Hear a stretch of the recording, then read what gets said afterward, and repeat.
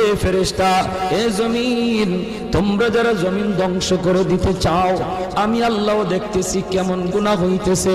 যেই মানুষ আমি আল্লাহ এত আদর করে বানাইলাম, আসমান আল্লাহ বানাইছেন কুন ফায়াকুন বইলা, ফেরেশতা আল্লাহ বানাইছেন কুন ফায়াকুন বইলা, জমিন আল্লাহ বানাইছেন কুন ফায়াকুন বইলা, কিন্তু আমারে আপনারে আল্লাহ পাক কুন ফায়াকুন বইলা বানায় নাই। আমাকে আপনাকে যখন আল্লাহ বানাইছে, খালাকতু বিয়াদাইয়া, আল্লাহ বলে আমি আমার নিজের হাত দিয়া বান্দা বান্দিরে বানাইছি। কারণ এই চেহারার মধ্যে এত দামি কপাল, ওই কপাল দিয়া বান্দা আমার কুদরতি কদমে সাজদা দিবে।